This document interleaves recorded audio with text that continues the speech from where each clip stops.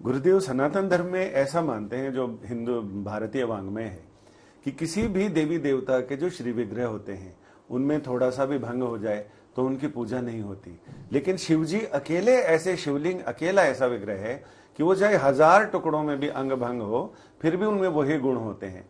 तो क्या इनमें वो जो चुंबकीय गुण था वो अभी तक विद्यमान है? 1000 हाँ, साल अभी भी है ना, है?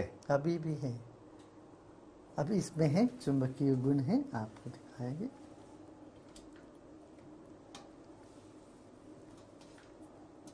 देखिए,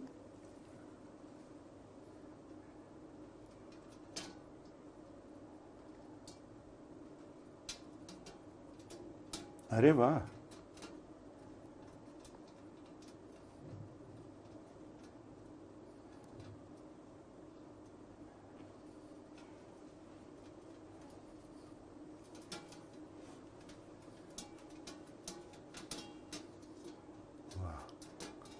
यही वजह है कि जो 12 ज्योतिर्लिंगों की स्तुति है, सबसे पहले सोमनाथ जी का नाम आता है। सौराष्ट्र सोमनाथम च श्री शैले मल्लिकार्जुनम।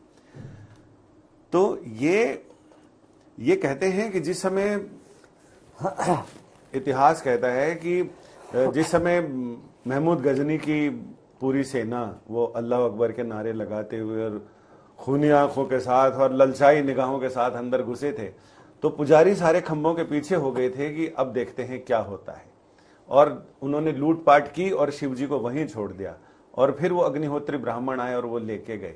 1000 साल बाद फिर इनको कहें तो गुप्त काशीवास था इनका।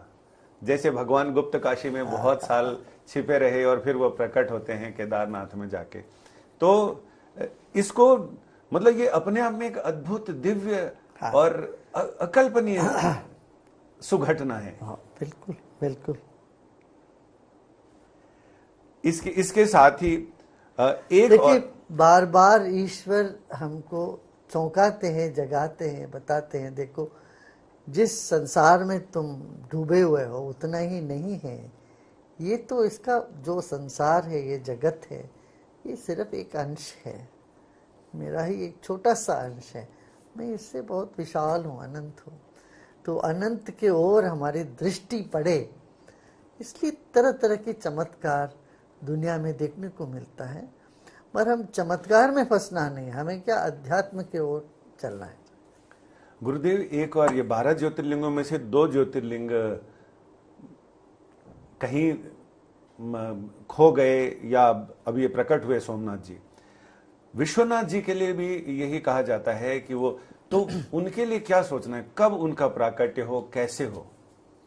क्या वो ज्ञानवापी कूप के अंदर हैं, या वो ज्ञानवापी, चूंकि मस्जिद का ही नाम ज्ञानवापी कर दिया था, तो वो क्या स्थिति है? देखिए, ज्योतिर्लिंग यही कहते हैं कि वो सिर्फ एक शिला नहीं है, उसमें शक्ति है, प्रकाश है, ज्योति है। तो वो मुख्य बात है। और अंतर्मुखी होके उस ज्योति का अनुभव करना, वही मकसद है। हम क्या करते, जल चढ़ा के भागते रहते हैं। भागना नहीं चाहिए, जल चढ़ाइए, मगर बैठिए, बैठ के ध्यान लगाइए और प्रार्थना करिए, मन को खाली करें, ये बहुत आवश्यक है। और समय समय पर ये सब प्रकट होता जाएगा और बातें समझ में आएगी। क्योंकि ध्यान के लिए भी ऐसी दिव्य स्थलों का, दिव्य श्री विग्रहों का सानिध्य जरूरी है। सानिध्य बहुत, सानिध्य से सारूप्य तक पहुंचते हैं, क्योंकि वहीं अपना सिस्टम एक्टिवेट होता है। भारत की ओर सबकी अभी श्रद्धा बढ़ने लगी।